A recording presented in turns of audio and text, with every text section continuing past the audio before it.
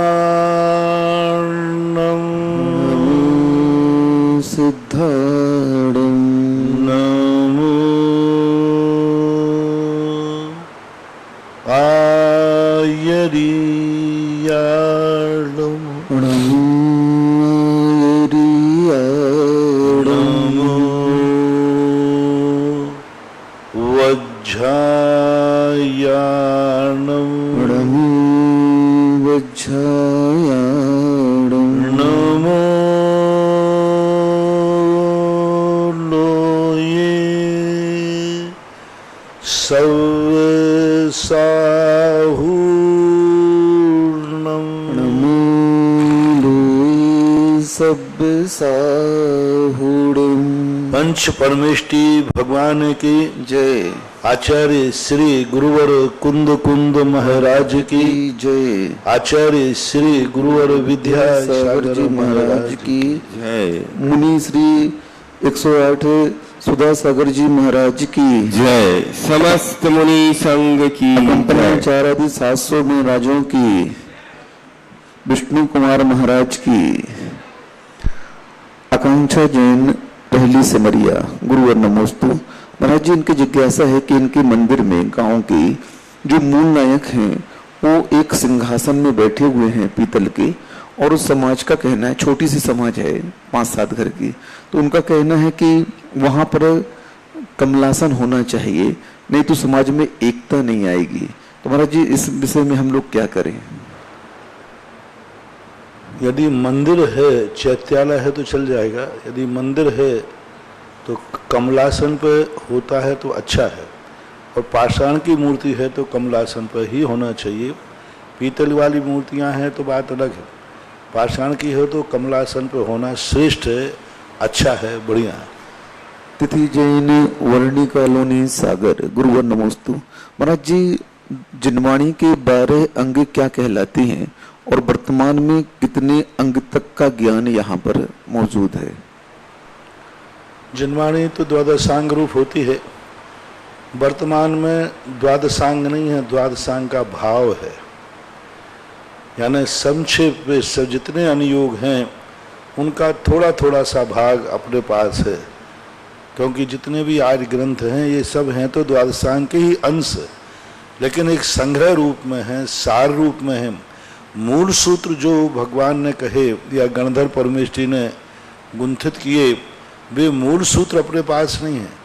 उन सूत्रों का जो भावार्थ है वो संग्रह रूप में विद्वान है, और जितना आज वर्तमान में शास्त्र हैं उतना संपूर्ण ज्ञान होने की योग्यता आज है। ऐसी बात नहीं है। चारों अनुयोगों के जितने भी ग्रंथ हैं, आज यदि कोई ईमानदारी से स्वाध्याय करे और अच्छी तरह पढ़ने का प्रयास करे, जितना व्यक्ति लौकिक पढ़ाई को पढ़ने में मेहनत करता है, 18-18 घंटे पढ़ता है, दिन भर पढ़ाई का सोचना, चर्चा करना, और पूरा परिवार उसकी पढ़ाई के लिए सहयोग देता है, तो जितना वहाँ पर आप लोग 24 साल में पढ़ते हैं, उतना यदि 24 साल और उतने ही घंटे यहाँ दिए जाएं, तो आज ऐसा कोई भी ग्रंथ नहीं है जो हम वर्तमान में हासिल ना कर सकें, हम ज्ञान ना कर सकें। सभी ग्रंथ सुलभ हैं, बस उसकी मेहनत मांगते हैं, थोड़ा दिमाग की कसरत मांगते, अभ्यास। जैसे साइंस वाला है, कितने कठिन कठिन प्रश्नों को हल करता है, ऐसे ही आप भी करणान युग के ग्रंथ हैं, त्रिलोक प्रणति हैं। त्रिलोक प्रणति पूरा ग्रंथ ऐसा नहीं है, कोई भी चीज़ ना समझने लायक उसमें है ही नहीं, बस थोड़ी मेहनत चाहिए, एकाग्रता चाहिए। मन को दुनिया भर के विकल्पों से दूर करके आज वर्तमान में जितने साधु हैं, ये साधु सभी प्रकार के दंड फंद यहाँ वहाँ की गप्पे छोड़ करके दिन भर बैठे बैठे गप्पे करते रहते हैं और श्रावक आते रहते हैं।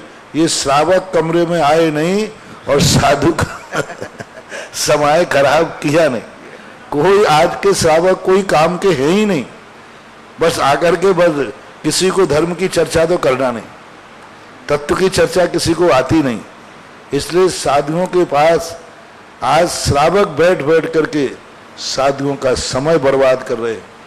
जितना साधु श्रावकों के बात करने में, चर्चा करने में समय व्यतीत करता है, उतना समय यदि वह व्यक्ति स्वाध्याय में लगा दे तो कोई चीज ऐसी नहीं है जिनको हम ज्ञान प्राप्त नहीं कर सकते। हमारे पूज्य आचार्य महाराज शुरू में बस यही उपदेश देते थे, श्रावकों को समय मत देना, श्रावकों से बात मत करना, चाहे वो रोवे चाहे गावे। तब सेक्ष कहलाता है। सरवार सिद्धि में एक सेक्ष शब्द आया, जिसके दर्शन दुर्धर हैं, यानी लोगों को दर्शन ही नहीं मिलते, वो बैठा कहाँ है, किस गुफा में बैठे, कहाँ बैठे हैं, पता ही नहीं चलता, दिन भर पढ़ाई में लगे रहते हैं। तो आज श्रावक करें तो अच्छी बात है। साधु संत लोग भी यदि अपना समय सब विकल्पों को छोड़कर शुरू के 10-15 साल भी यदि स्वाध्याय में बिता दें, एक ही काम स्वाध्याय, किसी से बात ही नहीं करना। आज जो हम आप लोगों के प्रश्नों के जवाब दे रहे हैं, ये मेरे आज की पढ़ाई नहीं है। पूज्य आचार्य महाराज ने जो हम लोगों को साल 9-9, 10-10 महीने तक मौन लिए, ज्यादातर पहले लोग हम लोगों के, आप लोग हम लोगों के मुंह के दर्शन नहीं करते थे, पीठ के करते थे। हाँ, सब चाहे वो त्यागी वृत्ति आ जाए, ब्रह्मचारी आ जाए, तो भी हम लोग दीवार की तरफ मुंह करके बैठे रहते थे, पीठ के ही दर्शन होते थे। लोग आचार्य से शिकायतें करते थे, महाराज जी हमें इतने दिन हो गए, उन महाराज जी का आशीर्वाद नहीं दिया, वो हाथ ही नहीं उठाते। तो आचार्य से बहुत अच्छा, नमोस्तु करो, हाथ उठाना जरूरी नहीं है, तब कहीं जाकर होता है। अब आजकल तो क्या दिन भर गृहस्थ लोगों का गोरख धंधे चलते रहते हैं, यहाँ वहाँ की बातें करके साधु के दिमाग खराब और कर जाते हैं। स्वाध्याय बहुत मांगता है। पूरा कोर्स जितना आचार्यों ने चारों अनुयोग को लिखा है, ये हम साधुओं का कोर्स है। हम साधु लोग इतनी जोड़ी जिंदगी लेकर के क्या करेंगे? यही स्वाध्याय करो, 4-4, 5-5 घंटे, 10-10 घंटे स्वाध्याय हो गए तो हाँ, साधु काहे के लिए बने? यही अध्ययन करना चाहिए। ऐसे थोड़ी बने कि हम संसार की दुनिया भर की बातों में उलझ जाए, घर गृहस्थी की समस्या। संसार तो कभी सुखी होने वाला है नहीं। अभी जब हम अभी बैठे थे दोपहर में, तो कोई अपनी समस्या, महाराज जी हमें ये समस्या है, वो कहता है ये समस्या है, ये समस्या। मैंने कहा अब भी बताओ, हम अच्छे की तुम अच्छे? तो बोले महाराज जी अब पता चल रहा है कि मार्ग तो यही अच्छा है। तो ये सब चीजें हैं विचारनी। स्वाध्याय करो, आचार्यों ने अपन को वाणी दी है, इसका आत्मसात करो। कंचन जैन रहली, गुरुवर नमोस्तु। महाराज जी, इनकी जिज्ञासा है कि जो तीर्थंकर पद के मुनि महाराज होते हैं, क्या उनके भी 28 मूल गुण होते हैं? अगर 28 मूल गुण होते हैं तो क्या वे महाराज भी प्रतिक्रमण और चतुर्मास करते हैं? बराबर 28 तीर्थंकरों का जी, तीर्थंकरों के 28 मूल बराबर होते हैं। मुनि तीर्थंकर उनके भाव रूप ऐसे होते हैं। अब प्रतिक्रमण आदि उनके छेदों पर स्थापना होते ही नहीं है, लेकिन वो प्रतिक्रमण से सहित होते हैं 28 मूल। लेकिन तीर्थंकर चतुर्मास नहीं करते, क्योंकि चतुर्मास किया जाता है जीवों की विराधना से बचने के लिए। उनके द्वारा विराधना ही नहीं होती, वे चारण रिद्धिधारी होते, सारी रिद्धियां उनके पास है। इसलिए तीर्थंकर और परिहार विशुद्धि संयम वाले और चारण रिद्धिधारी मुनिराज चतुर्मास नहीं करते। उनके चतुर्मास करने का कोई उल्लेख भी नहीं मिलता। हाँ, लेकिन वो ध्यान करते 4 महीने, मान लीजिए 4-4 महीने तक प्रतिमायुग धारण करके बैठ गए, जैसे आदिनाथ भगवान है। चतुर्मास की स्थापना नहीं की, लेकिन 6 महीने तक प्रतिमायुग धारण करके बैठ गए एक स्थान पर ध्यान में। 6 महीने बैठे, 1000 वर्ष तक बैठे। बाहुबली 1 साल तक ध्यान में बैठे रहे। तो ध्यान आदि में बैठना अलग चीज है और उनका चातुर्मास का संकल्प करना अलग चीज है।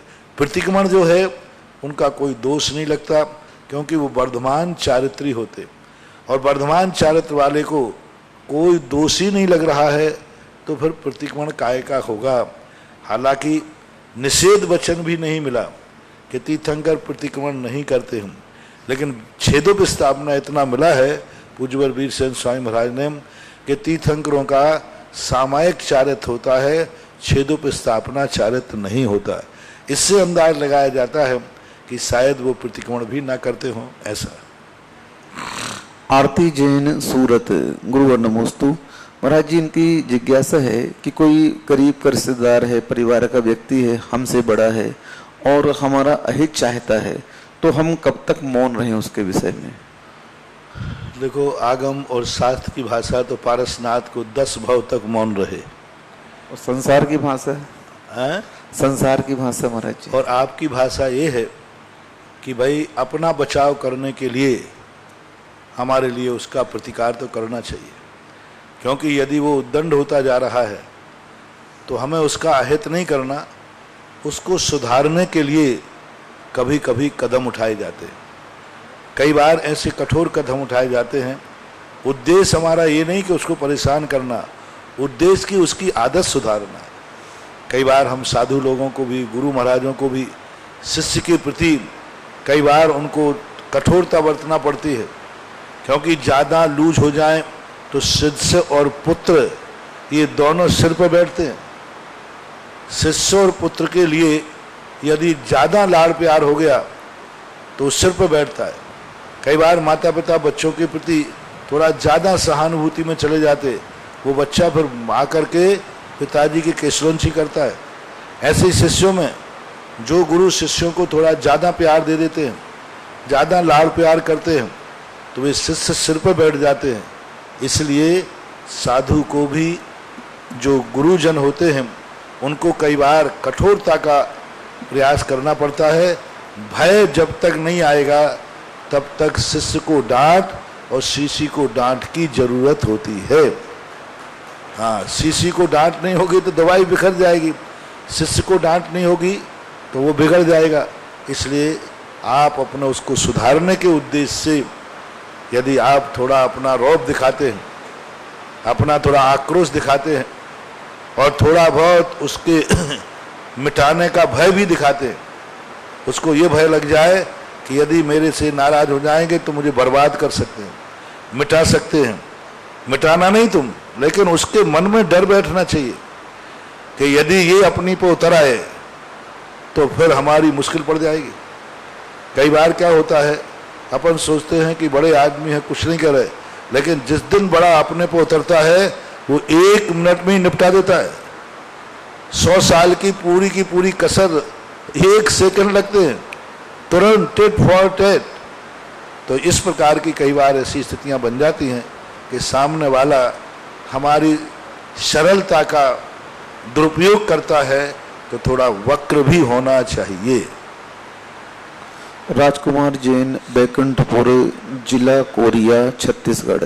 गुरुवर नमोस्तु। महाराज जी, इनकी जिज्ञासा है कि हम लोग जो प्रतिदिन छोटे छोटे नियम आदि लेते हैं और उनको अच्छी तरह से पालन करते हैं तो उसका प्रतिफल हमें क्या मिलेगा? छोटे छोटे नियम प्रतिदिन लेते हैं और उनका पालन भी करते हैं तो उसका प्रतिफल हमें क्या मिलेगा? छोटा नियम है, छोटे फल है, क्योंकि छोटी छोटी आवश्यकताएं, अपन को छोटे छोटे पुण्य भी तो चाहिए। अब अपन मान लीजिए यहाँ पूजा में बैठे हैं, बरसात आ रही है, तो इतना पुण्य तो चाहिए कि पानी कहीं ऊपर से नहीं आए तो नीचे से नहीं आ जाए। अब ये पानी नीचे से ऊपर से कहीं से नहीं आएगा, यदि पुण्य नहीं होगा तो फिर क्या करोगे? तो छोटे छोटे पुण्य भी चाहिए। मान लीजिए आप बाथरूम करने गए और वहीं पैर स्लिप हो गया तो हो सकता है कि नहीं? तो इतना पुण्य तो चाहिए कि मैं बाथरूम में जाऊं तो सकुशल लौट आऊं। इतना पुण्य तो चाहिए कि जो मैंने भोजन किया है वो पच जाए। कई बार भोजन कर लेते हैं, बाद में दस्त लग जाता है, तो उसको पचाने का पुण्य चाहिए। पग पग पर पुण्य चाहिए। जैसे सांसारिक व्यक्ति को पग पग पर पैसा चाहिए, बिना पैसे के कुछ भी संसार में कर नहीं सकता। ऐसा ही व्यक्ति के लिए पग पग पर पुण्य चाहिए। 24 घंटे कितना खर्च हो रहा है, हर समय पुण्य चाहिए। कहाँ पुण्य नहीं चाहिए? आप यहाँ बैठे हैं, पुण्य चाहिए। हम बोल रहे हैं, पुण्य चाहिए। हम मुनि व्रत पालन कर रहे हैं, हमारी थोड़ी सी आंख में गड़बड़ी हो जाए, ईर्ष्या समिति खत्म, ऐषणा समिति खत्म। थोड़े से हाथ में चोट लग जाए, ईर्ष्या समिति खत्म हो जाएगी, ऐषणा समिति खत्म हो जाएगी। तो हमारे लिए पुण्य तो 24 घंटे चाहिए। संसार में जीने वाला व्यक्ति बिना पुण्य के एक कदम भी नहीं चल सकता। इसलिए छोटे छोटे पुण्य भी करते रहना चाहिए। बड़े बड़े पुण्य, जो बड़े बड़े लोग होते ना, इनके पास खूब पैसा होता है, लेकिन इनकी जेब में चिल्लर नहीं होती। हाँ, इनसे मांगना कि भाई 10 रुपया दे दो, वो कहते हैं ही नहीं 10 रुपया, 1 लाख दे देगा, लेकिन इनके खुदरा पैसे नहीं होते। और ऐसी स्थिति में बहुत बड़े खतरनाक, क्योंकि गृहस्थी लाखों से नहीं चलती, खुदरा से चलती है। इसलिए थोड़े थोड़े पुण्य, छोटे मोटे पुण्य करते रहना चाहिए, क्योंकि छोटे मोटे खर्चे भी निपटते रहते हैं। अभिषेक जैन बिजौलिया, गुरुवर नमोस्तु। महाराज जी, इनकी जिज्ञासा है कि एक बच्चे के पालन में माता पिता दोनों का सहयोग होता है, तो उन दोनों में श्रेष्ठ कौन है? श्रेष्ठ तो देखो, जब बराबरी का सौदा है तो फिर अब वहां श्रेष्ठ और अश्रेष्ठ किसी को मत मानो। जब वैसे गोत्र आदि की प्रधानता देखते हैं तो पुरुष की प्रधानता होती है, क्योंकि पुरुष जो होता है वह उस वंश के लिए पूर्ण समर्थ होता है। स्त्री जो है माँ तो बन सकती है, लेकिन बच्चे की रक्षा करने में पूर्ण समर्थ नहीं है। वो स्वयं की ही रक्षा पूर्णता से नहीं कर सकती, दूसरे की क्या करेगी? पुरुष जो है स्वयं की भी रक्षा करने में समर्थ है, दूसरे की भी समर्थ। तो जब समर्थता की बात आती है, शक्ति की बात आती है, तो पुरुष प्रधान है। लेकिन संसार में सभी जगह माता की महिमा गाई गई, पिता की नहीं गाई गई। भक्तांबर स्तोत्र में तीर्थंकर की माता की महिमा गाई गई, पिता का तो कहीं नाम ही नहीं लिया। दुनिया में जितने भी शास्त्र पुराण हैं, सब माता की महिमा गाते हैं। मातृभूमि बोलते, पितृभूमि कोई नहीं बोलता। मातृशक्ति बोलते, पितृशक्ति कोई नहीं बोलता। इसलिए इतिहास को जब उठा के देखते हैं तो सदा माता की महिमा गाई गई। माता के प्रति ही ज्यादा श्रद्धा भाव व्यक्त किया गया, माता की पूज्यता ज्यादा प्रशंसनीय मानी गई है। हाँ, संस्कार, जन्म, वो कुछ भी हो, लेकिन जितना साहित्य हम देखते हैं सब माताओं के ऊपर लिखा गया, पिताओं के ऊपर ज्यादा नहीं लिखा गया। महाराज जी, इसलिए नहीं लिखा गया, वो बेचारे कमाने में लगे रहते हैं ना, माता को कमाना नहीं है। वो कुछ भी करो, वो जो है सो है। महावीर की जय। शास्त्रों में तो स्पष्ट, जननी जन्मभूमिश्य, जनक नहीं लिखा वहां। जननी और जन्मभूमि हमेशा महान होती हैं, लेकिन नहीं लिखा जनक और जन्मभूमि नहीं लिखा। तो अब कही ही नहीं गई, पिता की महिमा कहीं लिखी ही नहीं है, तो अब मैं अपने मुंह से कैसे गाऊं? हाँ, अब पिता दलील देते हैं कि भाई पिता देखो, कभी लोग कहते हैं कि पिता की कितनी महिमा है, माँ की, उसकी माँ की भी रक्षा वही करता है, कमाता है। ये सब तुम्हारे बहाने हैं, लेकिन शास्त्र पुराणों में तो माता की ही महिमा है, पिता की कोई महिमा नहीं। सुशील जैन ब्यावर, बढ़िया, गुरुवर नमोस्तु। महाराज जी, इनकी जिज्ञासा है कि समाज में जब चुनाव होता है कार्यकारिणी का, तो उस समय किस व्यक्ति को चुनाव लड़ना चाहिए? तो कई व्यक्ति ऐसे होते हैं जिन्होंने बड़ी बड़ी बोलियां पंचकरणकों की ली और जमा नहीं की, तो क्या उन व्यक्तियों को चुनाव लड़ने का अधिकार होना चाहिए या नहीं होना चाहिए? सबसे बड़ी बात होती है चुनाव काय का, मंदिर का, ट्रस्ट का, राजनीति का। हर चीज में चुनाव करते समय ये देखना चाहिए व्यक्ति कैसा है। तुमने जिसको चुन के भेजा है वो जितने गलत कार्य करेगा, वोट देने वाले को दोष आता है।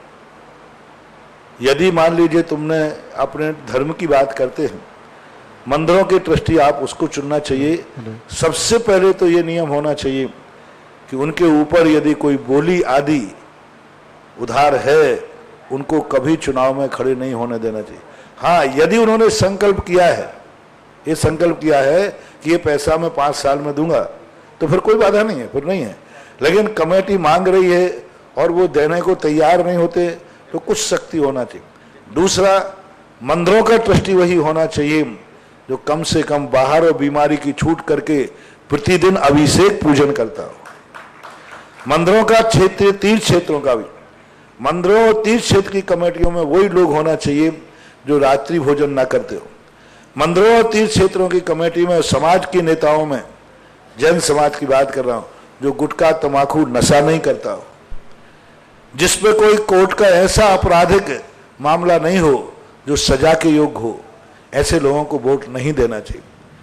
आज ऐसे ऐसे लोग पदों पे आ जाते हैं तीर्थ क्षेत्रों की और समाज के अध्यक्ष आदि पदों पर कि जो कभी मंदिर ही नहीं आते, शराब भी पीते हैं, रात्रि भोजन करते हैं, अभक्त सेवन करते हैं। ऐसे लोगों को चुनने वाला भी अपराधी है, वो समाज को भी अपराध का भाग लगेगा। इसलिए कम से कम मंदिरों और तीर्थ क्षेत्रों के संबंध में तो मैं बोल सकता हूँ कि कम से कम वो अभिषेक पूजन करे, रात्रि भोजन त्यागी हो, अभक्ष का त्यागी हो, नैतिकता तो उसके पास रहना ही चाहिए। आप तो बोलते हैं महाराज जी समर्थ को नहीं दोष गोसाई, तो समर्थ को दोष गुसाई नहीं है तो वो समर्थ तो हो, वो तो असमर्थ है। अब बोतल पी रहा है तो काय का समर्थ है? पैसे से रात में पावर पैसे से जो समर्थ होते हैं उनकी भूमिका अलग होती है। बहुत सारे लोग पैसे से समर्थ होते हैं, लेकिन वो पैसा तो देवे तो सही, कुछ तो देवे। हाँ, यदि वो प्रतिवर्ष मंदिर में करोड़ रुपया दान देता है तो ससुरा मरे नरक जाए तो जाए, हमारा मंदिर तो बना के जाए कम से कम। दान भी नहीं देवे ससुरा और पदाधिकारी और बन जाए, अरे कुछ तो मिले। पूजा नहीं करे तो दान करे। हमारे यहाँ 2 आवश्यक है, दान और पूजा। मुख्यो सावो धम्मो, वैसे 4 हैं, दान पूजा शील मुब्बासो चौव्यो सावो धम्मो, ये 4 हैं। अब 4 में यदि वो 2 नहीं करता है, दान और पूजा में से मान लो पूजा करता है एक, हाँ कई लोग ऐसे होते अभिषेक पूजा खूब करते हैं, उनसे दान नहीं निकलता, प्राण निकलते हैं उनके। हाँ, ऐसे लोगों का धन, लोभी का धन लावर खाए और बच्चे सरकारे जाए, एक बार में निपट जाता है। फिर ऐसे लोभियों का ऐसा कहीं धक्का लगता है उनको, या तो कोई महाबीमारी आ जाती है, या चोर डाकू ले जाते हैं, या छापा पड़ जाता है, और या फिर उस चीज को वो भोग ही नहीं पाते। इसलिए ऐसे लोग भी बहुत सारे होते जो धर्म खूब करते, पूजा पाठ खूब करते, अरे रात में नहीं खावे। मैंने कंजूस खोपड़ियों को देखा है, रात में नहीं खाते, पूजा अभिषेक खूब करते, स्वाध्याय करते, सब करते धर्म, कोई व्यसन नहीं, दुर्गुण नहीं, गुटखा खावे नहीं, सुपारी नहीं खावे, लेकिन दान के नाम पर इतना कंजूस कि जिस दिन बोली लगे तो उस दिन का गांव में नहीं रहे। हाँ, मैं सब मैंने देखा है। तो ऐसे लोगों के लिए चलो कोई बात नहीं, दान तो करे, चलो पूजा नहीं करे और कुछ नहीं करे, दान करे, कोई ना कोई एक गुण होना चाहिए।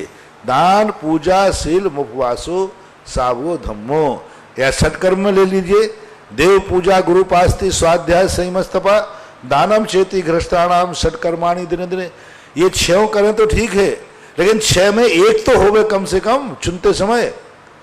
कोई मान लो गुण नहीं है लेकिन दान देने वाला है, यदि वो दान देता है तो आपको स्वीकार करना चाहिए, क्योंकि दान के बिना भी काम चलने वाला नहीं है। सूखे सूखे से काम नहीं चलेगा। इतने बड़े तीर्थ क्षेत्र बन रहे हैं, ऐसे ही फोकटिया आ जाए, सब मेहनत करने वाले आ जाए। कई लोग कहते हैं महाराज साहब मैं मेहनत करता हूँ, समय देता हूँ, और सारे लोग समय देवें तो कुछ नहीं होगा। सारे लोग समय देंगे तो फिर काम कैसे होगा? समय से काम नहीं चलता। कंजूस खोपड़ियां जो होती हैं वे समय दे, महाराज जी मैं समय दे दूंगा, हमें समय नहीं चाहिए, समय तो नौकर से कभी ले लूंगा। महाराज जी मैं 4 घंटे क्षेत्र को दूंगा, हमें नहीं चाहिए, वो हम मुनीम लगा देंगे 5000 रुपए का। आप बिल्कुल समय मत दीजिए, आप तो दान दीजिए, आपका काम हो जाएगा। आप एक दिन भी क्षेत्र पे मत आओ, एक दिन भी मत आओ, बस क्षेत्र का जो खर्चा है वो आप अपनी रसीद कटाते जाओ, तुम्हारे लिए तथास्तु, आशीर्वाद, खुश रहो बेटा। निर्जा सेठिया अयोध्या गुरुवर नमोस्तु। ध्यान रखना, सब दानों में श्रेष्ठ है दान। दान देने वाला सदा प्रशंसनीय है। पद्मनंदी पंचविंशति उठा के पढ़िए। दान देने वाले को सारे गुणों में श्रेष्ठ कहा है कि दान देने वाला कितना लोगों का उपकार कर रहा है। एक मंदिर बना दिया, कितने लोग उसमें दर्शन करेंगे, नमोस्तु करेंगे, कितना कल्याण होता है। निर्जा सेठिया अयोध्या गुरुवर नमोस्तु। महाराज जी, इनकी जिज्ञासा है कि वर्तमान में जब मुनियों पर उपसर्ग होता है तो क्या हम हिंसा का सहारा ले सकते हैं? अब मेरे से मत पूछो, ये तुम्हारे लिए है। मैं तो कथा सुना सकता हूं कि एक महाराज को शेर मारने आया तो शुकर ने उस शेर को निपटा दिया। बस इतना ही कथा सुनाऊंगा। आगे तुम क्या कर सकते हो, टेक टू ऑर्डर नहीं। कई बातें जो है हम उपदेश में दे सकते हैं, आदेश में नहीं दे सकते।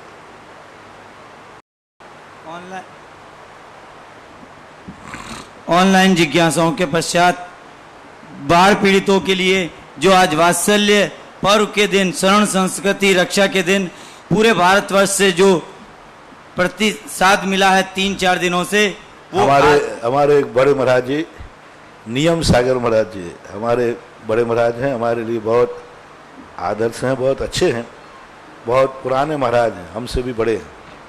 नियम सागर महाराष्ट्र में रह रहे। देखो, उत्तर भारत वाले ही दान नहीं बोल रहे हैं। महाराष्ट्र में भी जहाँ पर इस प्रकार का बाढ़ का प्रकोप नहीं है, वहाँ के लोगों ने हमारे नियम सागर महाराज के निर्देशन में, उनके उपदेशों से प्रभावित होकर के, कहाँ, कौन सा स्थान, वो मतलब आसपास की समाज, हाँ, वहाँ की समाज ने 11 कलश वहीं के बाढ़ पीड़ितों को दिया है। यानी 11 लाख रुपया उन्होंने और भी इकट्ठा कर रहे हैं, अभी तो उन्होंने कर लिया। यानी महाराष्ट्र के लोग भी महाराष्ट्र के प्रति, और होना भी चाहिए। दक्षिण भारत से मेरा कहना है इस प्रसंग में कि आप दक्षिण भारत वाले लोग, जहाँ पर इस प्रकार का प्रकोप नहीं आया है, उन लोगों को, तुम लोग वहीं के हो, पास में हो, तो आप लोगों का कर्तव्य बनता है कि अपने देश, अपने प्रांत के लोगों का जितना सहयोग बन सके उतना करो। क्योंकि भाई भाई के काम नहीं आएगा तो कौन काम आएगा। उत्तर भारत वाले तो कर ही रहे हैं। जब से इस माइक से आवाज़ उठाई है, सारा उत्तर भारत में हर गांव से आवाज़ उठ रही है। मेरे तो जीवन में, या कहना चाहिए मेरे इतिहास में, जब भी आज तक कभी इतना दान नहीं बोला जितना दान इस बार बाढ़ पीड़ितों को महाराष्ट्र के लिए बोल रहे। बहुत बड़े बड़े उपसर्ग आए, मैंने तो कभी देखा नहीं। तो ये सबके है। और दक्षिण भारत के लोग भी अपने अपने गांव के आसपास जहां पानी नहीं आया, वो उनकी सहायता करें। और इसी प्रकार हमारे अशोकनगर में हमारे अनुज 2 महाराज हैं, प्रशांत सागर जी और निर्भीक सागर जी महाराज। इन्होंने, देखो, अशोकनगर तो वैसे ही बहुत बड़ी समाज है, वहाँ हमने भी त्रिकाल 24 7 गजरत चलाए थे। 2 चतुर्मास हुए हमारे वहाँ पर। वहाँ की समाज में बहुत बहुत अच्छी समाज है। और वहाँ की समाज ने 13 कलश की राशि इकट्ठी करके महाराष्ट्र को भेजी है। प्रशांत सागर और निर्वेश सागर के लिए बहुत बहुत साधुवाद कि उन्होंने भी अपने प्रभावना करके और इस प्रकार का कार्य। इसमें 5 लाख की राशि अभय कुमार बरगाले महाराष्ट्र से और 3 लाख की राशि पारोला दिगंबर जैन समाज महाराष्ट्र से, ये ब्रह्मचारी तात्या भैया के सहयोग से ये राशि आई है।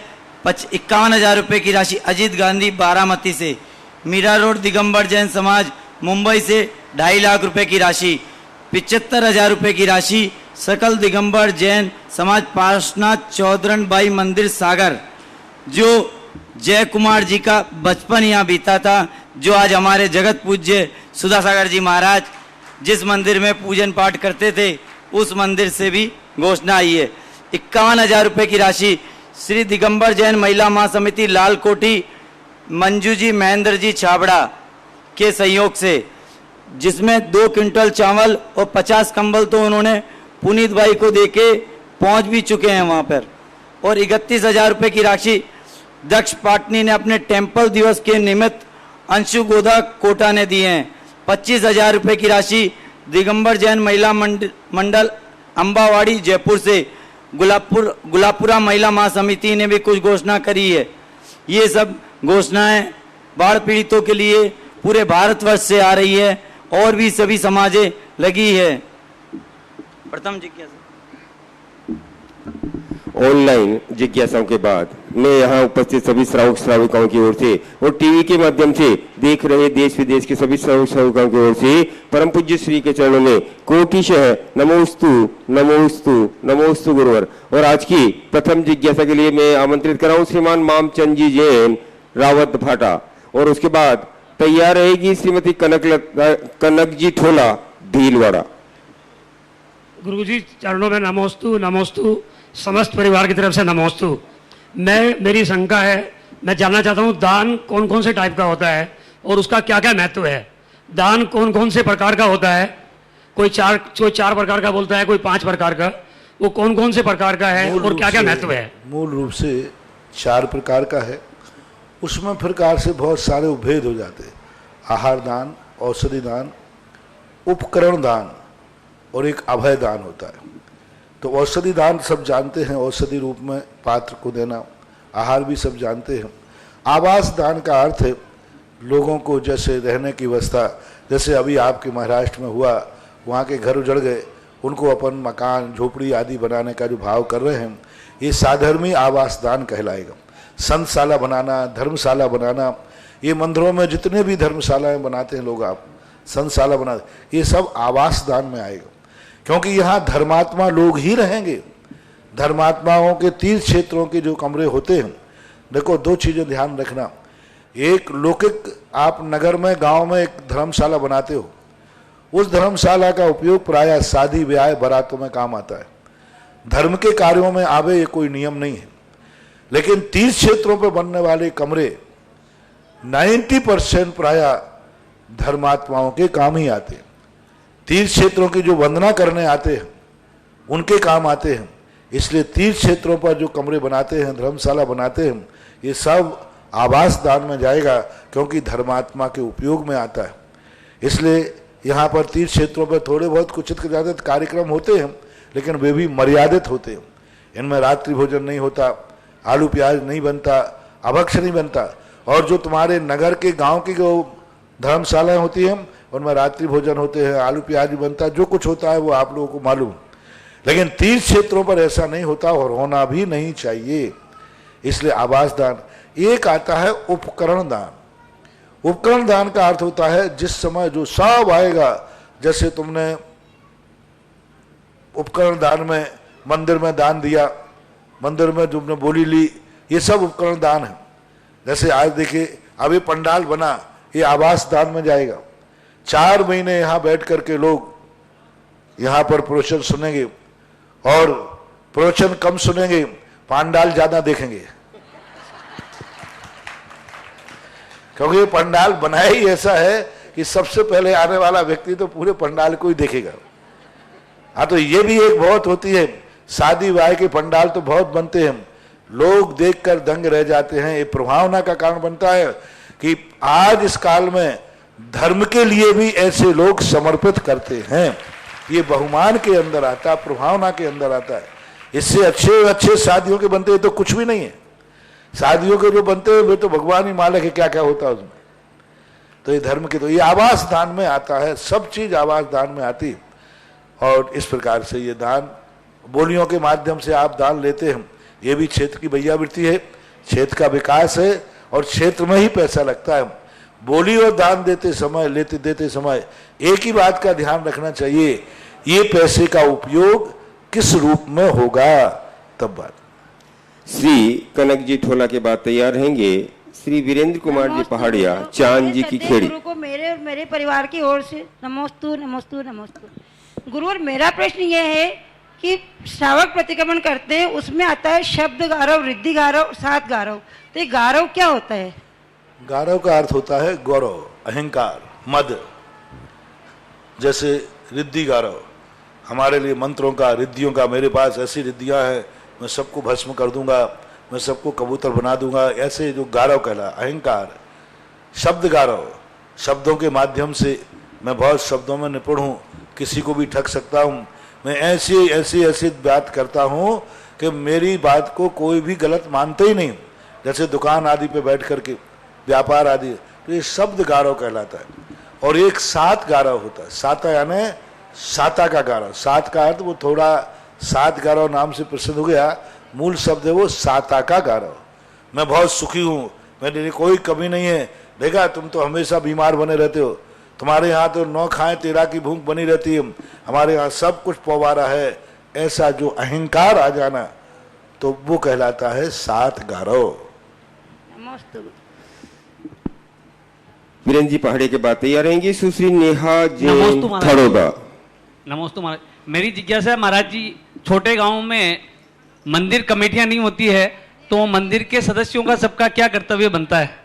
मंदिर के कहीं भी छोटे छोटे और भी कई कार्य होते हैं दिन भर के, तो क्या पूजा और अभिषेक के अलावा और भी जो कार्य हैं उनके करने के लिए क्या कर्तव्य? देखो किसी ना किसी को पगड़ी तो बांधना चाहिए, नहीं तो वो क्या करेंगे, ऐसे जहाँ कोई कमेटियां नहीं होती हैं वो 7 मामाओं का मामा भूखा शुभ है, इसलिए निमंत्रण तो होना चाहिए भाई, किस मामा के यहाँ निमंत्रण है, नहीं तो किसी का ही निमंत्रण नहीं, सब मामा ही मामा तो हैं। तो इसी प्रकार से मंदिरों में एक आध संयोजक उसमें से बना देना चाहिए, जिससे कम से कम वो जिम्मेवारी तो हो और जिम्मेवारी लेकर के कोई कार्यक्रम करना चाहिए। सुश्री नेहा जैन थड़ोदा के बाद तैयार रहेंगे श्री अनिल कुमार जी सोनी बिजोलिया। नमोस्तु महाराज जी, नमोस्तु महाराज जी। मेरी जिज्ञासा ये है कि मंदिरों में घंटा क्यों लगाया जाता है? बहुत बार बेटा बता चुके, तुम लोग हल्ला करते हो इसलिए लगाया जाता है।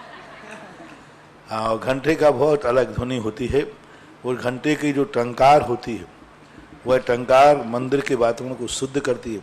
और 8 मंगलों में 1 घंटा मंगल है। देखो बहुत बड़ी बात है, इतने वाद्य हैं वे मंगल रूप नहीं है, मंगल रूप नहीं है, हारमोनियम मंगल रूप नहीं है, ढोलक मंगल रूप नहीं है, गिटार मंगल रूप नहीं है। 12.5 करोड़ बाजे हैं, 12.5 करोड़ों में कोई बाजे को मंगल में नहीं लिया, कोई बाजे को, तूतू है, शंख है, सब लिए, लेकिन 8 मंगलों में मात्र 1 घंटा को ही लिया है। यानी घंटा एक मंगल रूप भी है अन्य वाद्यों की अपेक्षा। अनिल जी सोनी के बाद तैयार रहेगी श्रीमती स्नेहलता जी जैन सागर। परम पूज्य निर्यापक श्रमण मुनि पुंगव सुधा सागर जी गुरुदेव के चरणों में त्रिबार नमोस्तु नमोस्तु नमो। पूज्य गुरुवर, हम लोगों को जिज्ञासा होती है या शंका होती है तो हमारा तो सौभाग्य है कि आप जैसे गुरुवर मिले, मगर देवताओं को भी जिज्ञासा या शंका होती होगी गुरुवर, तो उनकी जिज्ञासाओं का समाधान कैसे होता है? जैसे आप यहाँ बैठ के आगे बैठे ना, वे तुरंत जाकर के विदेह क्षेत्र समूषण में चले जाते, वहां भगवान से पूछ लेते, क्योंकि देवता समूषण में जाने के लिए कभी भी स्वतंत्र रहते, किसी भी समूह, क्योंकि 20 समूषण तो हमेशा लगे ही रहते हैं, तो उन समूषणों में जाकर के अपनी शंका का निवारण करते हैं। कई बार देवता बैठ करके भी शंका का निवारण करते हैं। छोटे देवता बड़े देवताओं के साथ तत्व चर्चा करते हैं, तत्व चर्चा वहाँ भी होती है। स्वधर्म सभा में एक तत्व चर्चा की शाला होती है उनके भवनों में, सबकी शाला है, नाट्यशाला है, अभिषेक शाला है, सबको शाला है। एक शाला तत्व चर्चा शाला भी होती है, जहाँ बैठकर देवता मूल शरीर से बैठ करके स्वाध्याय करते हैं। और कई बार दूसरे स्वर्गों में जाना होता है तो विक्रिया से जाते हैं, तो उनकी संज्ञा से। श्रीमती स्नेहलता जी जैन सागर के बाद तैयार रहेंगे श्रीमान कीर्ति कुमार जी जैन बड़जात्या रतलाम। और महाराज श्री, आपके मुखारबिंद से जो वाणी पूरे देश में लोगों ने सुनी, इतनी घोषणाएं हो रही है कि हमारे कागज भरते ही जा रहे हैं। श्रीमान माणकचंद जी, कैलाश चंद जी, विनोद जी, मनोज जी, राजेश जी, सर्राफ कोटा, उनने 51,000 रुपये बाढ़ पीड़ितों के लिए। श्री चक्रेश्वर कुमार जी, श्रीमती सरला जी, राजेश जी, संध्या जी, सोमिल जी, सेजल जी, अंश जी जैन ललितपुर, इनने भी 51,000 रुपये बाढ़ पीड़ितों के लिए। श्रीमान अशोक कुमार जी, चंद्रा देवी जैन मालपुरा जयपुर, इनने 21,000 रुपये। खनिया धाना दिगंबर जैन समाज की ओर से भी बाढ़ पीड़ितों के लिए 51,000 रुपये। फिरोजपुर जिरका से 55,000 रुपये। और अभी अभी 11,000 रुपये मेरे को गुप्त दान में यहीं से किसी सज्जन ने दिए हैं, ये मेरी जेब में रखे हुए हैं। और भी अजैन समाज ने भी बहुत सारा दान। इससे अपने को ये साबित हो रहा है कि महाराज श्री के प्रवचन और जिज्ञासा समाधान अजैन समाज भी बहुत चाव से और बहुत शौक से सुनते हैं। छोटा सा गांव है टुकराई, और वहां से धाकड़ समाज ने 6,900 रुपए आपस में इकट्ठे करके दान के लिए यहाँ भेजे हैं। व्यापार मंडल बिजूरिया, इनने भी 11,000 रुपए यहाँ वहां उसके लिए भेजे हैं। और भी बहुत सारे छोटे छोटे नाम मेरे पास हैं, तो बहुत सारे नाम अभी बाकी हैं जो छोटे नाम हैं। तो आइए उनके नाम अपन समय पे जब भी समय होगा करेंगे। श्रीमती स्नेहलता जी जैन सागर। दर्शन विशुद्धि भावना क्या होती है? दर्शन विशुद्धि भावना क्या होती है? दर्शन विशुद्धि का अर्थ होता है सम्यक दर्शन। जब व्यक्ति प्राप्त करता है तो सम्यक दर्शन वह व्यक्ति स्वयं के कल्याण के लिए प्राप्त करता है। कुछ जीवों के लिए जब सम्यक दर्शन की उपलब्धि होती है तो उनके मन में एक भाव आता है कि सारा जगत इस सम्यक दर्शन को प्राप्त करे, कोई भी व्यक्ति मिथ्या दृष्टि नहीं रहे, सारे जगत में मिथ्यात्व का अंधकार दूर हो जाए, सारे जगत में मिथ्या दृष्टि खत्म हो जाए और सम्यक दर्शन प्रकट हुए, हर आत्मा इस सम्यक दर्शन का अधिकारी बने। ऐसा भाव जब आता है उसको दर्शन विशुद्धि बोलते हैं। सम्यक दर्शन हो गया, अपने आनंद में डूब गया कि मुझे आनंद आ गया, तत्व मिल गया, प्रकाश मिल गया, अब मैं भटकना, यह है सम्यक दर्शन। और जो मुझे मिल गया ये सारे जगत को मिलना चाहिए, यह है दर्शन विशुद्धि। क्योंकि तीर्थंकर प्रकृति में जगत कल्याणी परिणाम होना चाहिए, इसलिए 8 अंग आदियों को पालन करता हुआ वो इस सम्यक दर्शन को, कई लोग स्वयं का भोजन करके खुश हो जाते, अपन को भोजन मिल गया अब क्या करना है, अपने को मिल गया, अपना काम बनता, भाड़ में जाए जनता। और कई लोग कहते हैं कि नहीं, जैसा मुझे अपने भोजन मिल गया है ऐसा सारे संसार का कोई व्यक्ति भूखा न सोवे। ऐसा परिणाम जब आता है तो उसे दर्शन विशुद्धि भाव कहना चाहिए।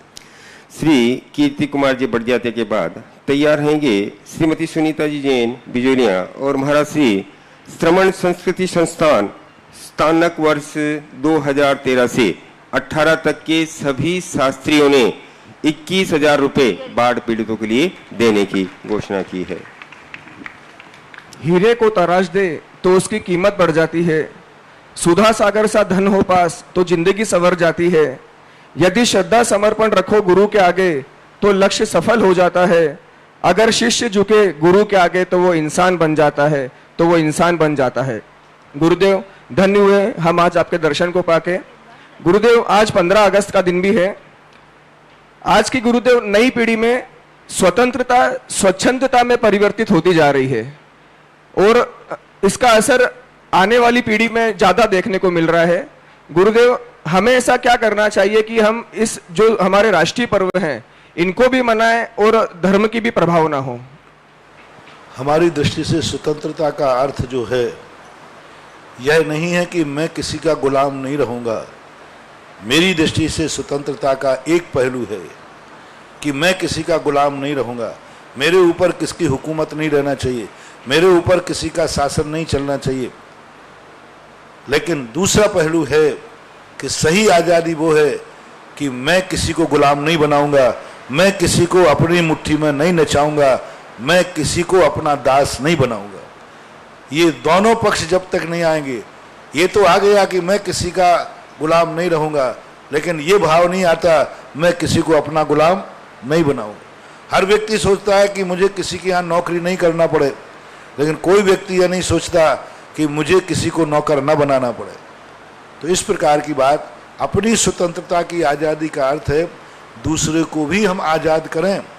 हम सुख चाहते हैं तो दूसरे को भी सुखी कराने का प्रयास करें। तो जब तक ये भावना नहीं आएगी, आज की भावना मानववादी है। मानववादी भावना का अर्थ होता है अपने आप को सुखी बनाना, दुनिया से कोई लेना देना नहीं। अपने को सुखी बनाने के लिए कितनों के भी आंसू बहाना पड़े तो बहाने में चूकता नहीं है मानववादी। और मानवतावादी कहता है कि मुझे खुशी मिले या नहीं मिले, मेरे द्वारा मैं किसी को दुखी नहीं होने दूंगा। मेरे आंसू भली रुके या नहीं रुके, लेकिन मैं किसी का आंसू नहीं बहने दूंगा। ये मानवतावादी दृष्टिकोण है। जब तक मानवतावादी दृष्टिकोण नहीं आएगा तब तक स्वतंत्रता स्वच्छंदता का रूप लेती जाएगी। स्वतंत्रता स्वच्छंदता क्यों बनती जा रही है?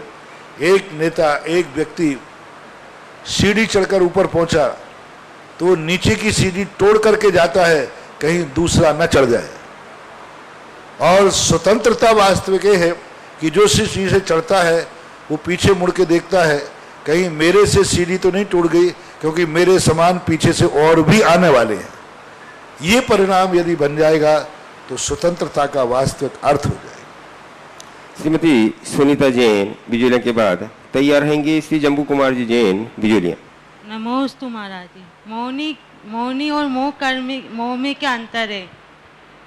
मौनी कर्म और मोह में क्या अंतर है? मोहिनी कर्म और मोह। अब मोह को यदि आप लेते हैं तो भाव ले लो, राग द्वेष आदि आत्मा की पर्याय का नाम मोह है, मिथ्या परिणामों का नाम मोह है। और ऐसे परिणाम जो करते हैं उनको जो कर्म का बंध होता है उसको मोहिनी कर्म कहो। यूं मानो अपराध कर रहा है, अपराध करने का परिणाम कर रहा है वो मोह है, और उसके बदले में जेल मिल रहा है वो मोहिनी कर्म है। ऐसा श्री जम्बू कुमार जी जैन के बाद तैयार रहेंगी सुश्री नैन्सी जी सिंगई गुना। नमोस्तु महाराज जी। राज ऋषि अमोघ ऋषि जी ने एक प्रश्नोत्तर रत्न मालिका में दरिद्रता को, असंतोष को दरिद्रता कहा है महाराज जी, उसका थोड़ा समझा दीजिए। असंतोष को? हाँ जी। तो असंतोष तो सदा, क्योंकि तृष्णा वाला, असंतोष वाला कभी भी तृप्त नहीं हो सकता। बहुत सारे लोगों की आदत रहती है, उनके ऊपर कितने उपकार करो वो कहते क्या किया है, पर कितने मैंने तो बहुत सारे लोगों को देखा, कई लोगों को देखा, कितने करो उनके मन में ये आता अभी तो कुछ नहीं हुआ। वे लोग क्या होते हैं, आधा गिलास जो है ना तो वो हमेशा कहते हैं आधा गिलास खाली है, ये दरिद्र है, हमेशा दरिद्र है क्योंकि आधा गिलास खाली है। और जो अमीर होता है वो कहता नहीं आधा गिलास भरा है। आधा गिलास भरा है वो व्यक्ति कभी दुखी नहीं हो सकता। और वो व्यक्ति छोटा सा भी कोई उपकार करे तो उसकी गुणोस्तोकम सदुल्लंघ बड़ी चढ़ा के प्रशंसा करेगा। काम थोड़ा सा किया है, उपकार थोड़ा सा हुआ और प्रशंसा करेगा। और जो असंतुष्ट व्यक्ति होता है उनको कितने ही धन दे दो, कितने उपकार कर लो, उनके मुंह से कभी प्रशंसा नहीं निकलती कि हमारे बहुत हो गया।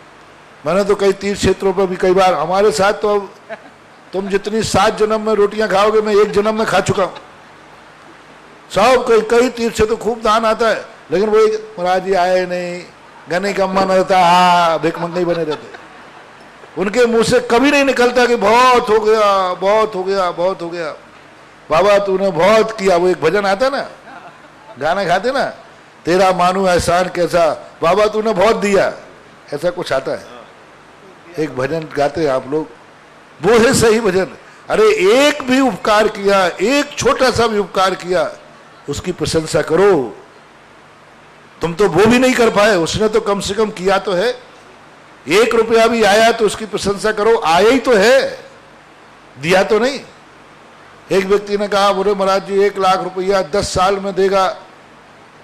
तो मैंने कहा भैया पिछली साल 10,000 देगा, तो वो 10,000 हर साल दे ही तो रहा है। बीच में मर गया तो, बीच में मर गया तो क्या होगा? अरे भाई बीच में मर गया 1 साल दे करके, तो 10,000 दे के ही तो मरा है। हाँ वो 10,000 दे के ही तो मरा है। तो ये तो सोचते नहीं लोग, और बस हमेशा महानुभाव कभी भी हो, कितना भी थोड़ा भी उपकार करे, गुणोस्तोकम सदुर्लंघ, प्रशंसा करना सीखो, पॉजिटिव करना सीखो कि देखो इस प्रकार की स्थिति बन जाती है, आधा गिलास भरा है, आधा खाली नहीं है। ऐसा जो परिणाम कर लेते, बाकी जो आधा गिलास खाली है वो सदा दरिद्र ही रहेगा, और एक दिन वो दरिद्र हो भी जाता है। ऐसे लोग व्यक्तियों के लिए जिंदगी में कभी भी वे अमीर नहीं बन पाते, दरिद्र ही बने रहते। नमस्ते महाराज जी। सुश्री नैन्सी जी सिंगई के बाद तैयार रहेंगे पारस कुमार जी ठोला बिजुलिया भीलवाड़ा। नमोस्तु गुरुवर, नमोस्तु नमोस्तु। महर्षि मेरा प्रश्न ये है कि मैं एक फाइनेंस कंपनी में काम करती हूँ और मुझे मैं गोल्ड टेस्ट करके लोन पास करती हूँ। तो मुझे पता होता है कि कई कस्टमर होते हैं जो कोई मुर्गी पालन कर रहा है, कोई मछली पालन का कर रहा है, लेकिन मेरा काम है कि मुझे लोन देना है उनको। तो उसमें मुझे क्या दोष लगता होगा, क्योंकि निमित्त मेरे बराबर दोष लगेगा। तो उसके उपाय के लिए मुझे क्या करना चाहिए? उपाय कुछ भी नहीं है, कोई नहीं है, जो है सो है, महावीर की जय। क्योंकि मैं इसमें कुछ भी बोलूंगा तो मेरा नाम भी उस लिस्ट में जुड़ जाएगा। मैं कुछ भी नहीं कि तुम्हारी मजबूरी है कि तुम्हारा क्या है, जब है तो बस इसका एक ही है कि हमें अपना आजीविका का साधन बदलना चाहिए। जहां हमारी कृतकार्यत अनुमोदना से मांसाहार का समर्थन होता है, वहां परिवर्तन के अलावा कोई चारा नहीं है। अब आपकी मजबूरी है, दूसरा नहीं है, तो आपकी मजबूरी में मैं शामिल नहीं हो सकता। पारस कुमार जी ठोला के बाद जब तक दूसरा कोई जॉब ना मिले तो तब तक प्रायश्चित के लिए क्या करना चाहिए? कुछ भी नहीं बोलूंगा, प्रायश्चित दे दूंगा तो आप जाके चलो निपट गए, आप तो प्रायश्चित हो गया। प्रायश्चित बहुत खतरनाक है। लोग कहते हैं कि अभी तो आलू खा लो महाराज जी से, बाद में प्रायश्चित ले ले। में तो कई बार हम प्रायश्चित देते ही नहीं। मैंने कहा जा तुझे, तेरा कोई प्रायश्चित ही नहीं है, तो इसके लिए कोई प्रायश्चित नहीं। क्योंकि प्रायश्चित पाप का समर्थन करता है। कई बार व्यक्ति पाप करने में ज्यादा प्रवृत्त हो जाते हैं। हमने देखा है बहुत सारे अपराधी कोर्ट केस की अदालत में जाके धाराएं पढ़ लेते हैं, बोले क्या होगा, अधिक से अधिक 10 साल की सजा होगी, और क्या होगा, क्या होगा, 10 साल की सजा ही होगी, और क्या होगा। बहुत सारे लोग पाप इसलिए करते हैं, वो मानते हैं कि सजा होगी, बोले इतनी सजा होगी और क्या होगा, जेब काटने वाले को क्या होगा, वो काट लेते, सजा होगी। गाड़ी से एक्सीडेंट में लोग शराब पीते हैं, एक्सीडेंट कर लेते हैं, और देखा देख किसी का एक्सीडेंट हो जाए, बोले क्या होगा, क्या होगा, गाड़ी जब्त होगी, जमानत पे छूट जाएगी, और हमारे लिए क्या होगा, साल 6 महीने जेल में रहूंगा, वापस आ जाऊंगा। तो कई बार सजा और प्रायश्चित व्यक्ति को शिथिलाचार से मुक्त कर देते, शिथिलाचार में लिप्त कर देते हैं, और ये टेंशन बना रहे कि इसका कोई प्रायश्चित नहीं है, ऐसा अपराध है, तो वह अपराध कभी छूट भी सकता है। पारस कुमार जी ठोला के बाद तैयार रहेंगी श्रीमती नीतिका जी जैन कोटा। मेरे परम पूज्य श्रमण निर्यापक श्रमण गुरुवर मुनि पुंगव श्री सुधा सागर जी महाराज के पावन चरणों में परिवार से सत सत नमन नमोस्तु गुरुवर। गुरुवर मेरी जिज्ञासा है कि परम पूज्य मुनि श्री प्रणम्य सागर जी द्वारा जो पार्श्वनाथ चालीसा बनाया गया है, उसमें श्रेष्ठी लोलाट द्वारा सप्त जिनालय बनाने का वर्णन दिया गया है उन्होंने। तो ये सप्त जिनालय कौन कौन से थे, और इसी में एक जो आप लोगों ने बनाया बताया होगा, उनने लिख दिया होगा 7 जिनालय, 4-5 तो बने ही हुए हैं, एक बीच का है और 4 है, 5 तो हैं, 5 तो है। अब 2 जिनालय कहाँ थे, वो आप बिजोलिया वाले हो, आपको ज्यादा मालूम हुआ, मुझे मालूम नहीं। क्योंकि सप्त जिनालय में हो सकता है 2 शिलालेख जोड़ दिए गए हो, 2 जो शिलालेख हैं,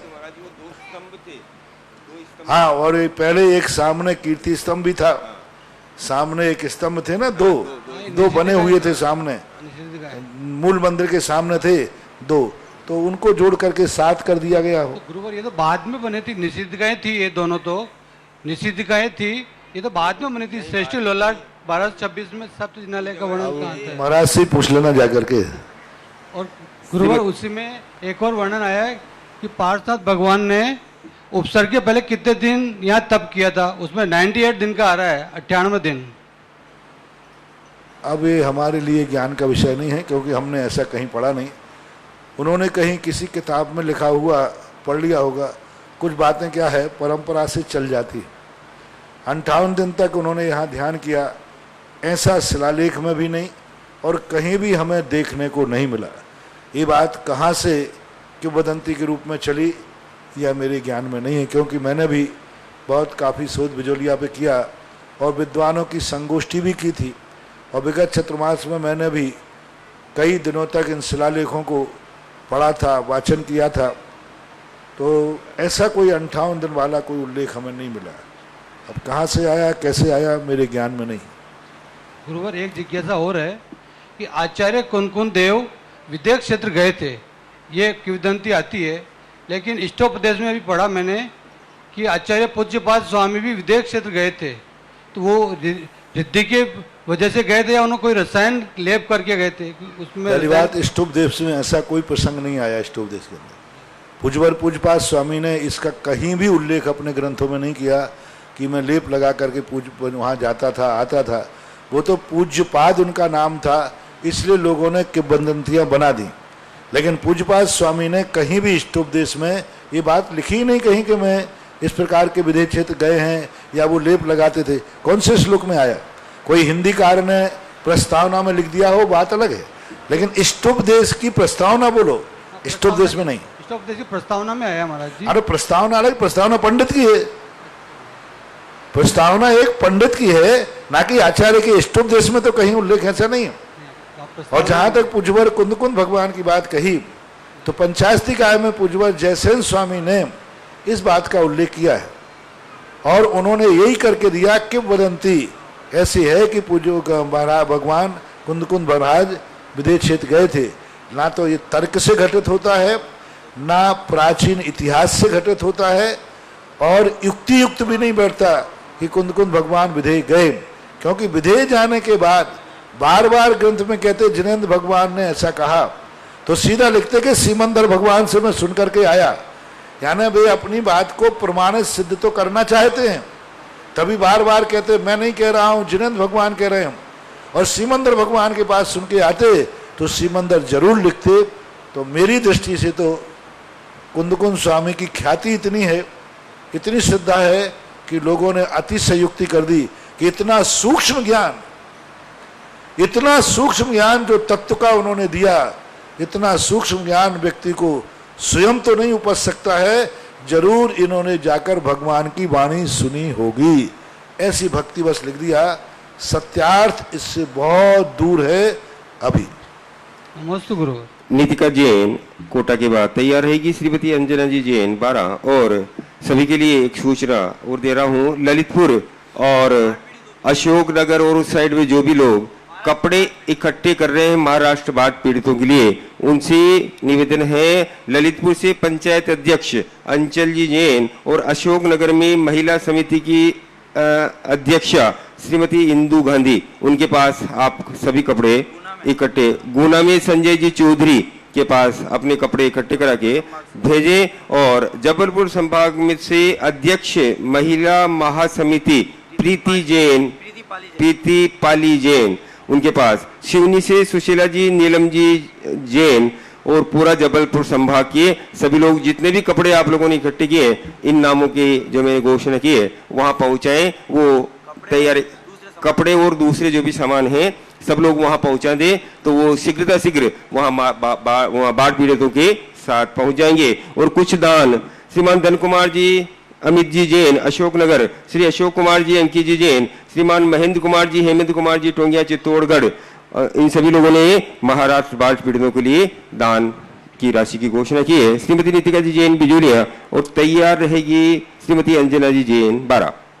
नमोस्तु गुरुवर, नमोस्तु गुरुवर। गुरुदेव, मेरी शंका है कि कहा जाता है कि धन वैभव जो भी आता है पुण्य से आता है, जबकि धन वैभव जब भी आएगा तो पाप क्रियाओं से ही आता है। कुछ ना कुछ आरंभ परिग्रह करेंगे या कुछ ना कुछ ऐसा झूठ सच कुछ भी बोलेंगे तब जाके ही पैसा आता है। तो इन दोनों चीजों में विरोधाभास क्यों है? पाप कार्य में सफल होने के लिए भी तो पुण्य चाहिए। पुण्य की स्थिति में, क्योंकि पाप कार्य करना है, पाप तो पाप है, लेकिन वो पाप पुण्य से पाप नहीं होता, पुण्य से सफलता मिलती है। पुण्य हमेशा पाप नहीं कराता, वो सफलता प्राप्त कराता है। यानी जिस कार्य को तुम कर रहे हो उसमें सफल होगे, पुण्य है, तो पाप करने के लिए तो पुण्य चाहिए। यदि चोर चोरी करने गया है और वहां यदि उसका पुण्य नहीं होगा तो पकड़ा जाएगा। इसलिए दो प्रकार के पुण्य होते हैं,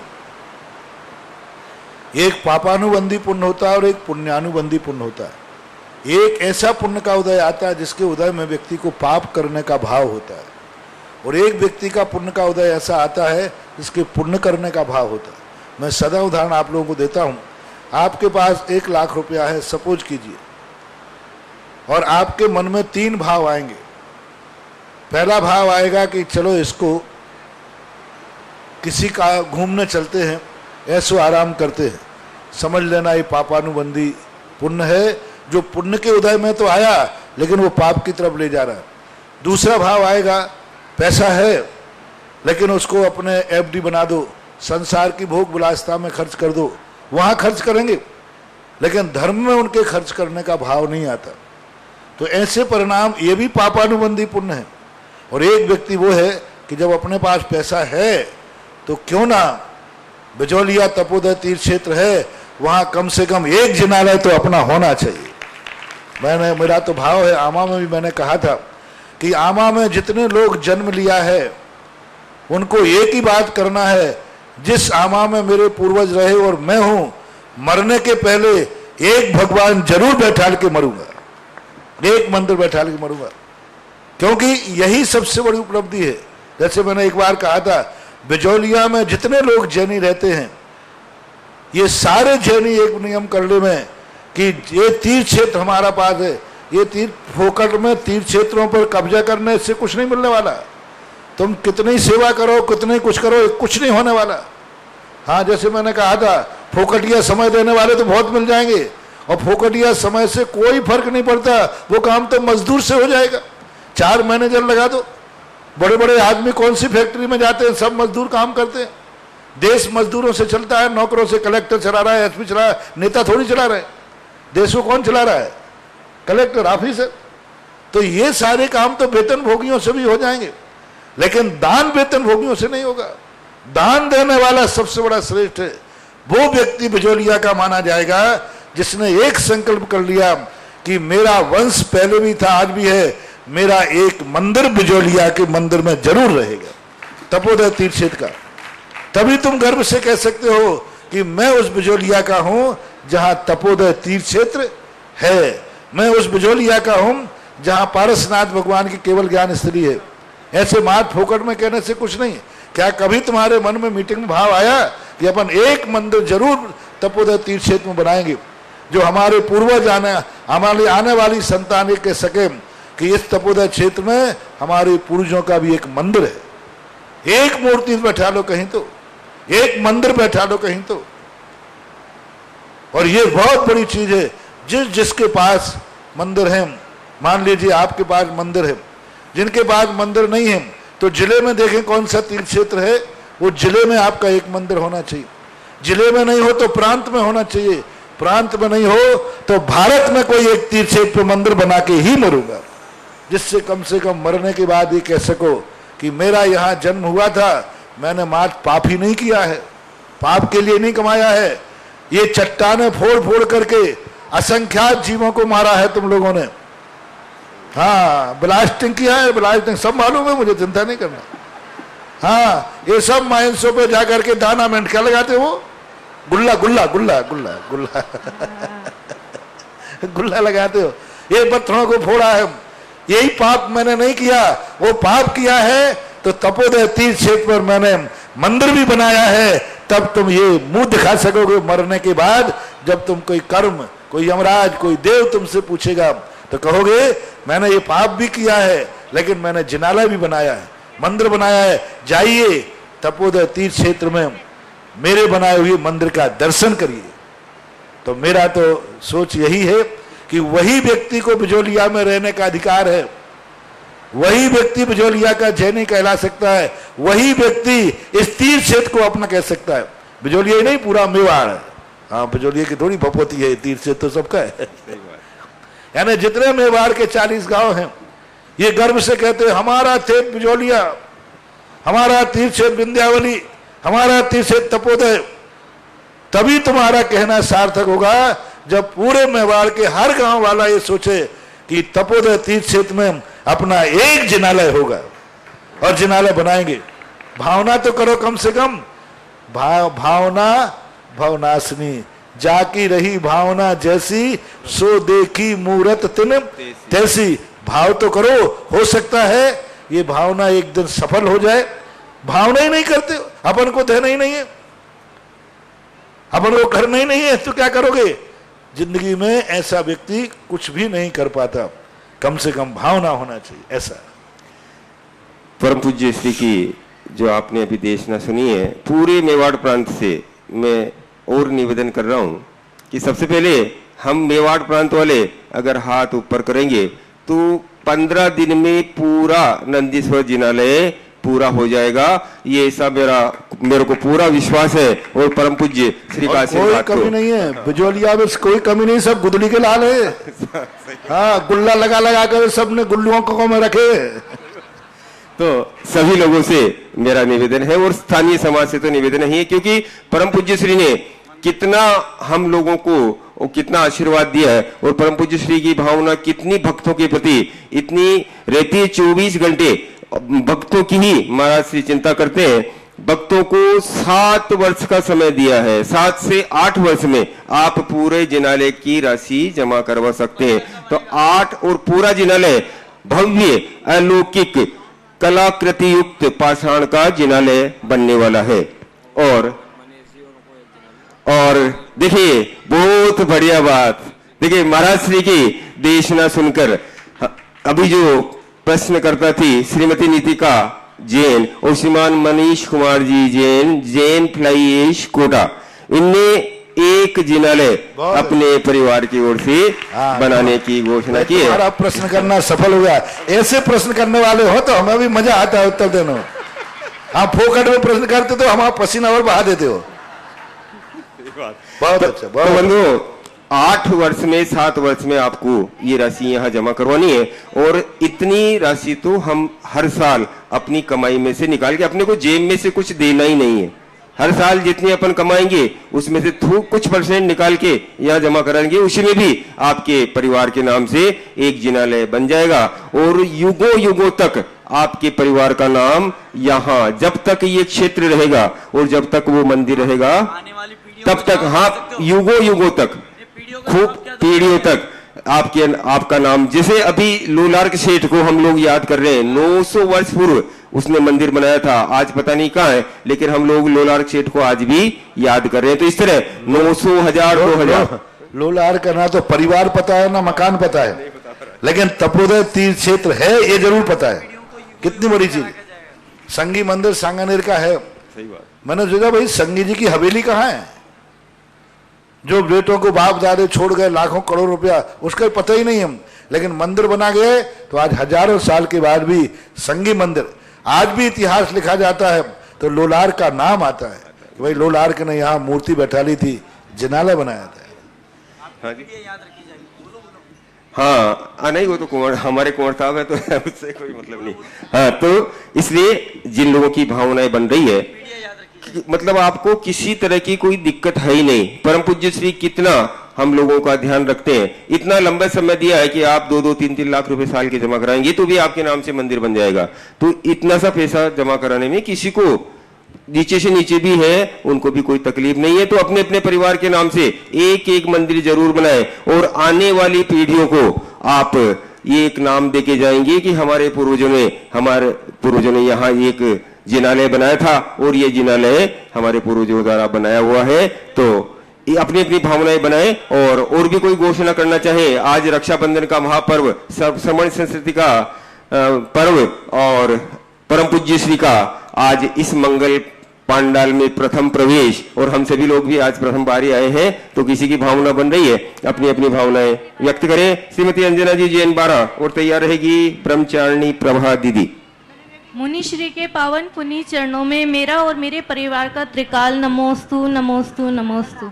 महाराज श्री श्रावक की 11 प्रतिमाओं में चौथी प्रतिमा रात्रि भोजन त्याग की आती है, तो रात्रि भोजन त्याग वाला ही प्रतिमा ग्रहण करेगा, फिर चौथी प्रतिमा में रात्रि भोजन त्याग का कैसे, कृपया समाधान करें। थोड़ी सी संख्या में आप लोग भूल गए। चौथी प्रतिमा जो है प्रोषदोपवास वाली है, छठी प्रतिमा रात्रि भोजन त्याग की होती है, चौथी में नहीं।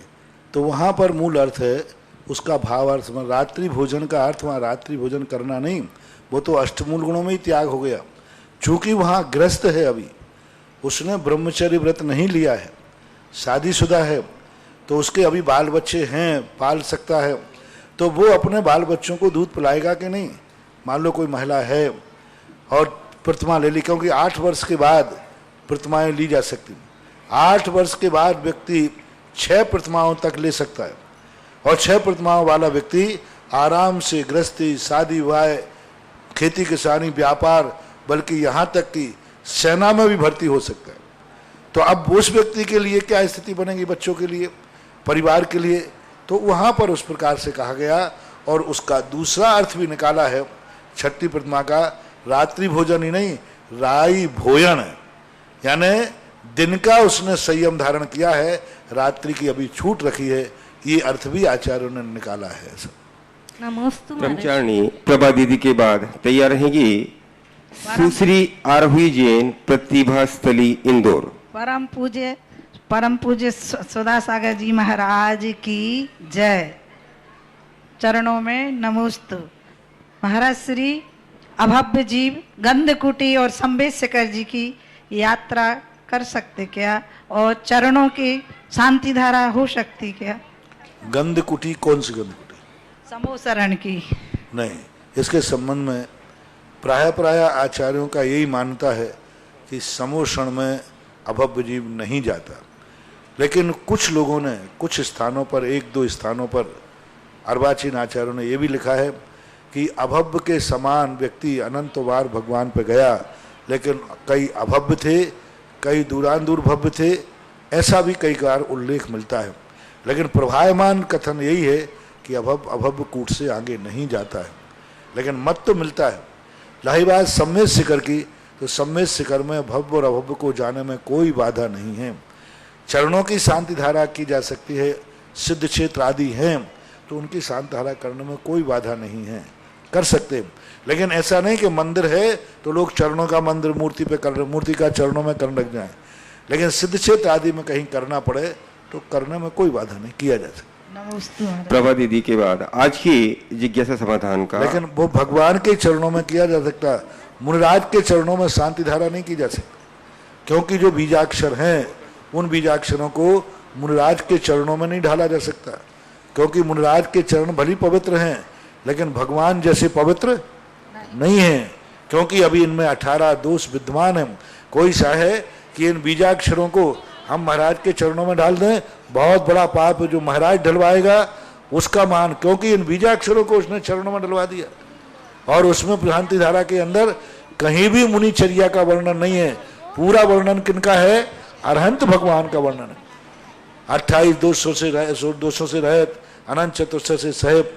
इसलिए चरण मात्र सिद्ध भगवान के चरण हैं, उन्हीं पर किया जा सकता है। मुनिराज आदि के चरणों पर शांति धारा नहीं हो सकती। सुश्री आरोही जैन, प्रतिभा स्थली, इंदौर। और उसके बाद अंतिम जिज्ञासा के लिए तैयार रहेंगी रिजिजू जैन, गुना।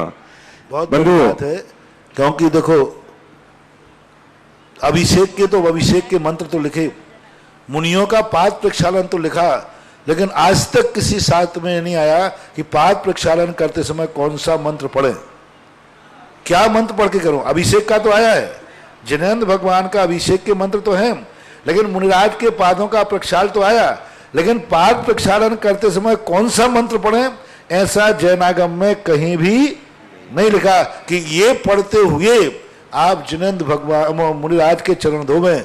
इससे सिद्ध है कि वहां मंत्रों का प्रयोग नहीं करना चाहिए। सुश्री आरोही जैन। और उसके बाद अंतिम जिज्ञासा रिजिजू जैन, गुना। और बंधुओं, आज सुबह श्रमण संस्कृति के संरक्षक बनकर श्रीमान मामचंद जी जैन रावत भाटा परिवार ने यहाँ आज श्रमण संस्कृति के रक्षक बने हैं। और उसके बाद निर्वाण लाडू भी इसी परिवार ने चढ़ाया। और आज परम पूज्य श्री की मंगल आरती करने का भी आपने भावना भाई है कि आज पूज्य श्री की मंगल आरती भी मेरा ही परिवार करे।